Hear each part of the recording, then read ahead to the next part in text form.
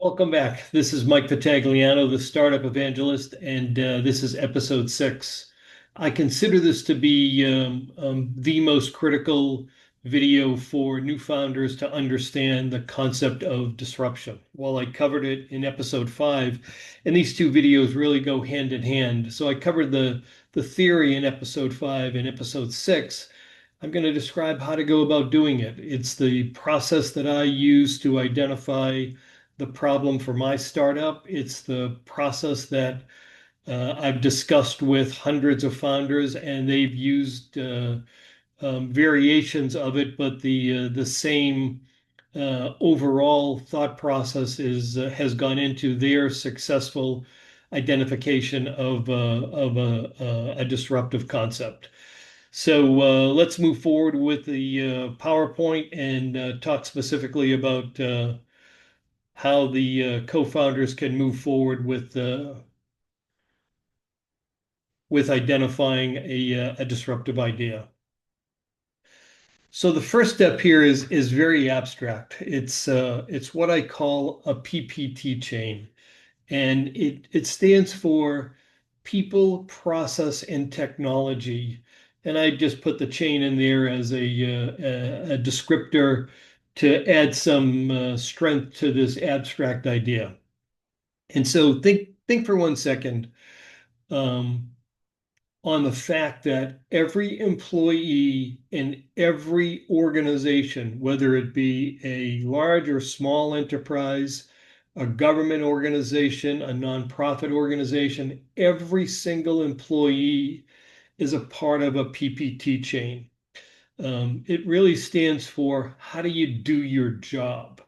You have processes that you need to follow.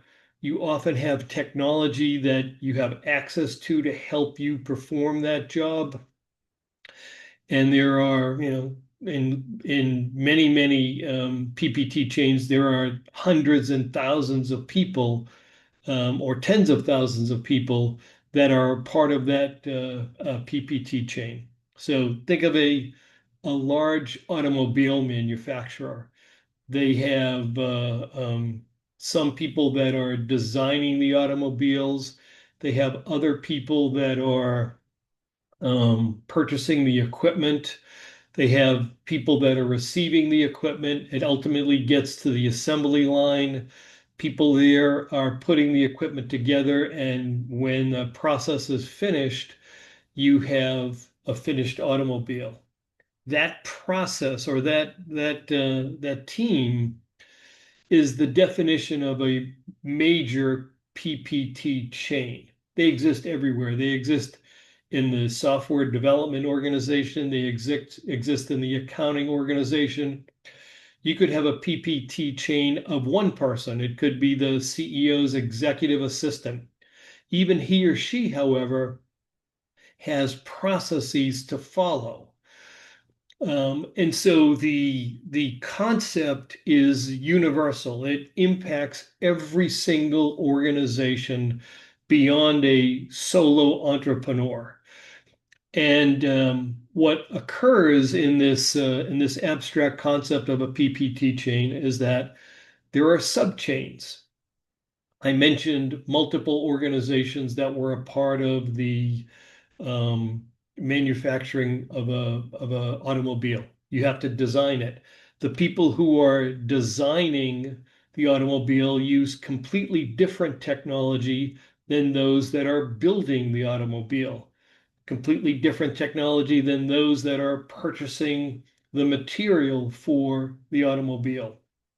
So many large 1,000 employee PPT chains or greater have many subchains that are a part of it. If you're a part of a large enterprise, and you probably have an IT organization very similarly, they have people that may write software, others that manage the network, others that manage all of the computers, others that purchase laptops for employees, other teams that deal with configuring cloud access to applications. These organizational structures or these chains all work together for the benefit of the overall department. However, each chain or subchain is an opportunity for an entrepreneur to identify a problem.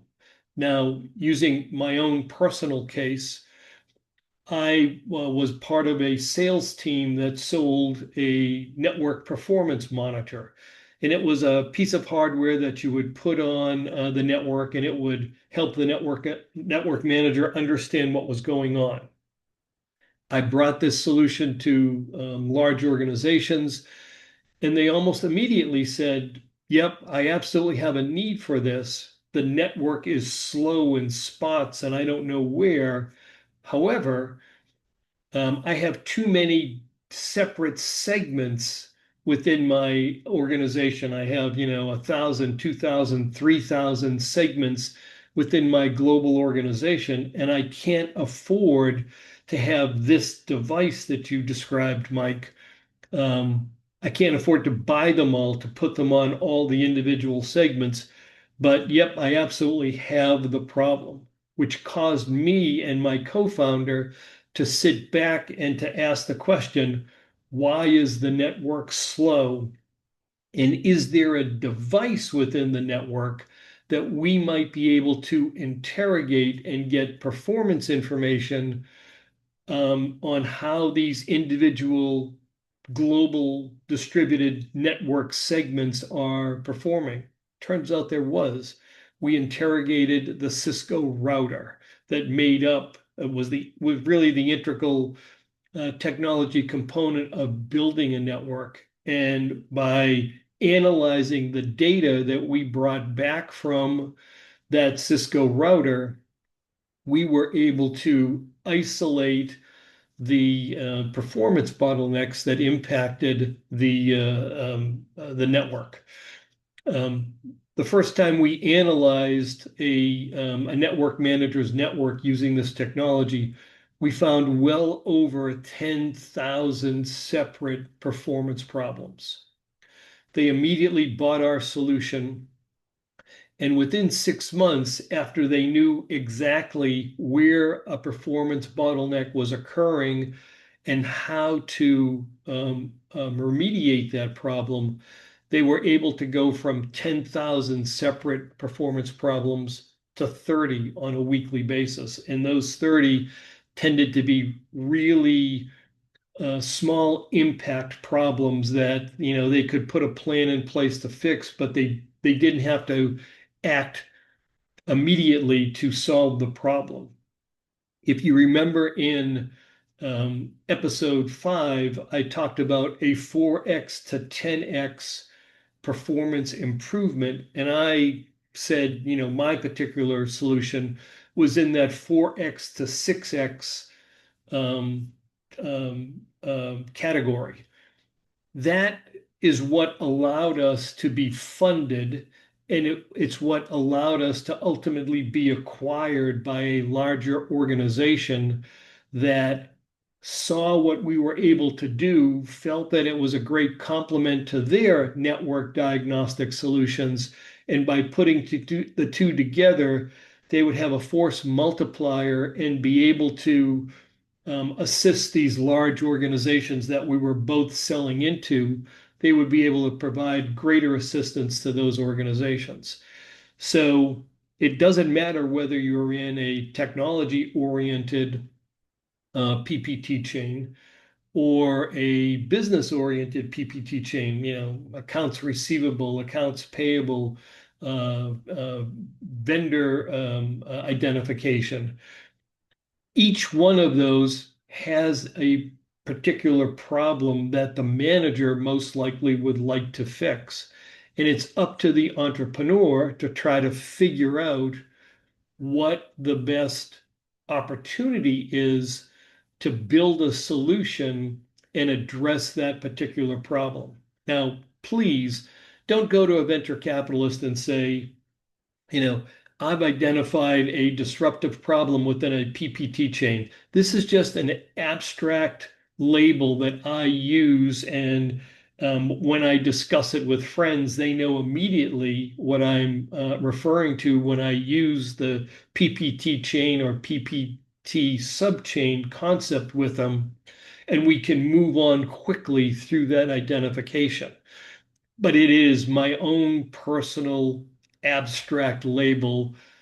I just use it here to get the point across that this is where you should start to identify a problem.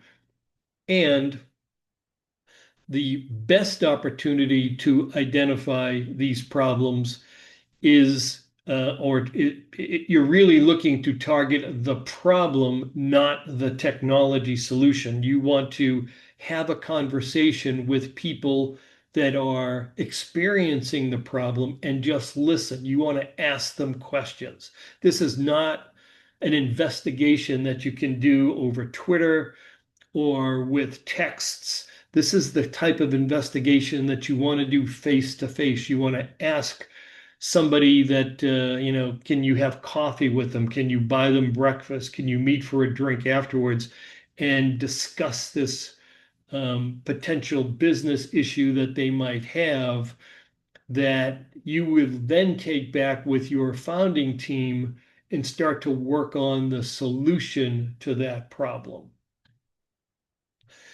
The greatest PPT chains that have the best opportunities for entrepreneurs are those that are employee heavy or have a great deal of financial impact to the organization.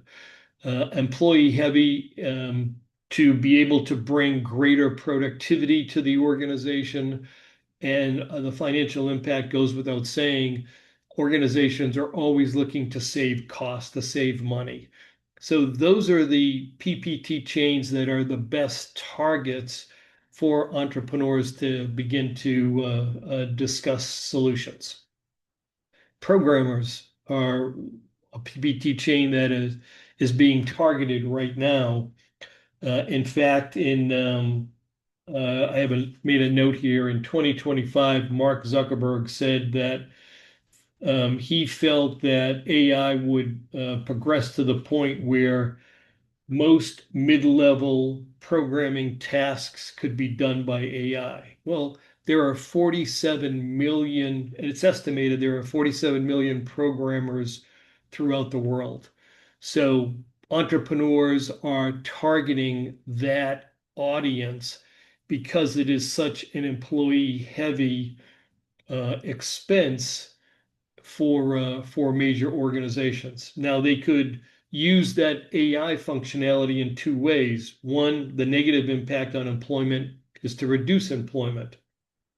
The second option is a positive side for the enterprise where they could potentially build more software solutions with the same staff, make everybody more productive by using an AI tool to help in the software development process. Uh, Food service costs, complete other end of the spectrum.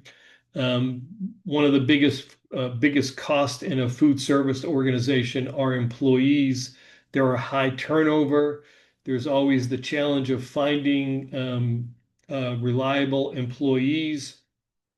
And so there is a solution that is being developed today that addresses a lot of the productivity requirements that is necessary for the food service industry. Now, those costs are changing as certain states in the United States uh, dramatically increase their minimum wage.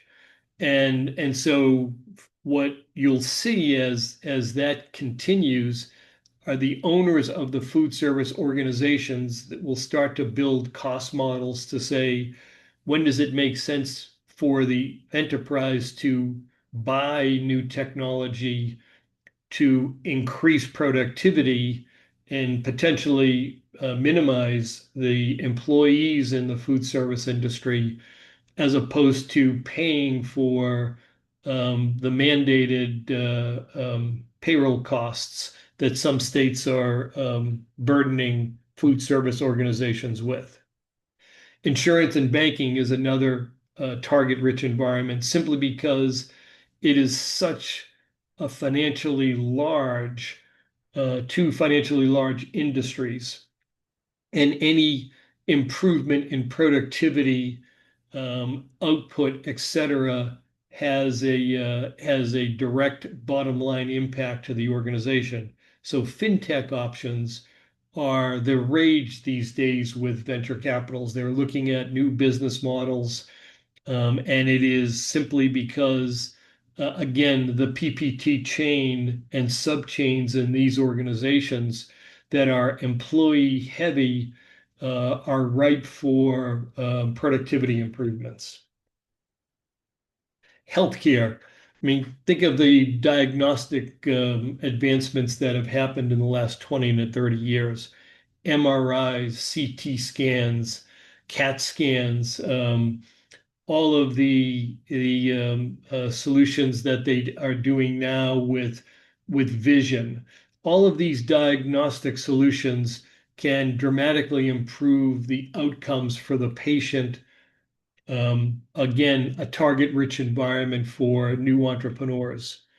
And the last but not least, one that I certainly never considered until I just started to research this episode is farming. In the farming community, again, they have challenges with finding employees, especially with the tougher immigration laws in the US. And what they're doing to address this challenge is they're using integrated robotics with vision and AI to solve problems like weeding. And I've got a little bullet that's coming up that'll talk about what the financial impact on the cost of weeding for farmers throughout the United States. And the last example here is just energy storage. You know, the electrification of society as we move to renewable energies and away from fossil fuels, next generation batteries, various relaunching of nuclear facilities. While they certainly have not solved the nuclear waste problem, it is a clean, renewable energy that can feed electricity into the grid rather quickly. So hopefully these examples will help you understand why identifying a problem within a PPT chain becomes so significant. So let's talk about a little bit more the enhanced buyer outcomes. And this is more on the solution side once you've identified the problem within a PPT chain. So financial improvements. Think of an automobile manufacturer. If they were able to reduce inventory, they make 2 or 3 million cars a year. If they're able to reduce their inventory requirements by 1% and therefore reduce their working capital requirements, that is a substantial benefit to the financial outcome for the enterprise. Now, I use automobile as the example, but it's really the same concept for any product that gets built. A tractor, a truck, a personal computer, a laptop, the video camera that's recording me, any of those products that are being made, if you can bring a solution into those markets that help reduce inventory, you will have I think, a receptive venture capitalist who is, excuse me, who's interested in learning more about your idea. Improvements in medical claims processing, again, sticking with the financial side of it. Hospitals and doctors' offices and dentists' offices are all challenged with, processing medical claims, and anything that helps the process be done rapidly so that the reimbursement to the medical provider from the payer is again a substantial benefit for that organization. Um, Large language model training solutions. We hear about AI all the time as a the game-changing technology, the paradigm-shifting technology that we're living through now. But those models and training those models is a substantial cost for whether it's a startup or the large organization that is looking to bring that AI solution to bear.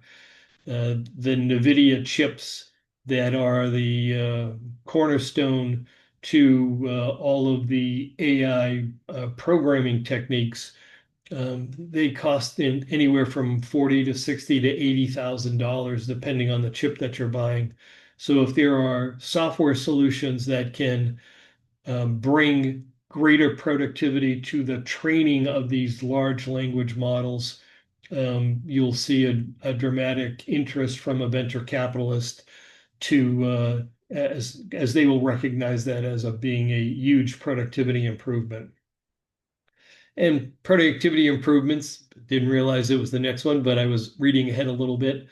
New services, hosted cloud application services, organizations or enterprises a few years ago decided it was too expensive for them to build their own data centers every 4 years and to buy all of the new computers and have people available to run them all of the time. And organizations like Amazon and Microsoft and Google went out and started to build these cloud services to be able to host the applications for enterprises. And now enterprises don't need to build their own data center. They just use a piece of the data centers owned by Amazon and Microsoft and Google.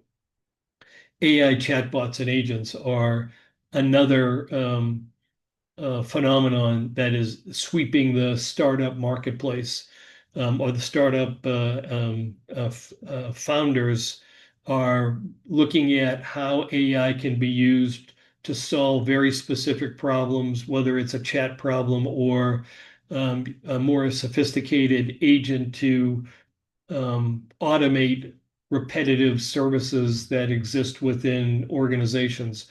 I've seen articles where some founders are able to use a half a dozen or a dozen AI services when they're first getting started. Some of them are free, some of them have very low monthly um, subscription rates, and they're able to not have to require or not have to hire administrative people or graphics people to to join their startup. I'm a classic example.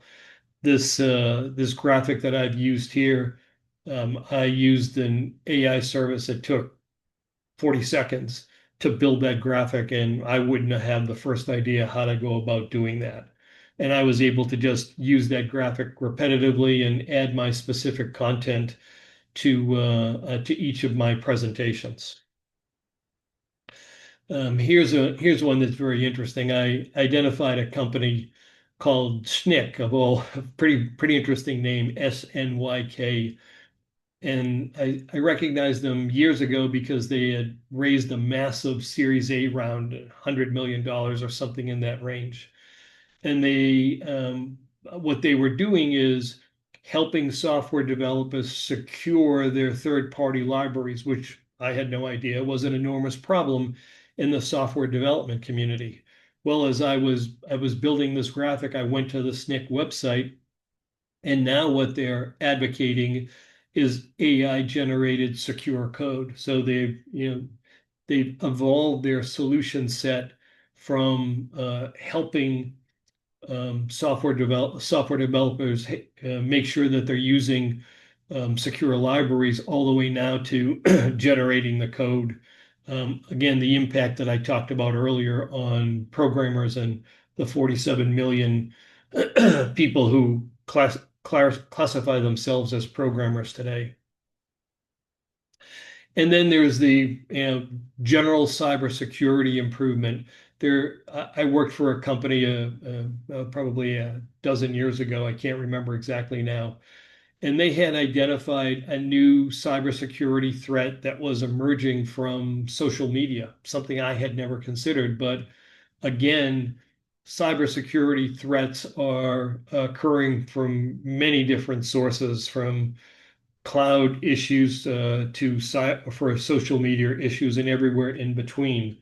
So these are, if you're a chief information security officer for a major organization, you always have to stay on top of what are the latest threats and what are the latest solutions to solve these problems. These are the enhanced buyer outcomes that really are highly disruptive in the marketplace and in high demand. And so the reason they're in high demand is that they require a brand new PPT chain to be created. That's the holy grail for an entrepreneur, is to identify that gap in an organization's people, process, and technology, that if they were able to develop a solution, they could then bring that solution and have a dramatic productivity improvement or any of the other enhanced buyer outcomes that I mentioned above. And these are just a few samples of what I mean by enhanced buyer outcomes. And it's the reason why I've used the phrase first mover advantage so often. When I was talking about disruption and leverage in episode 5, I used Discord server as the example. And this is the classic first mover advantage.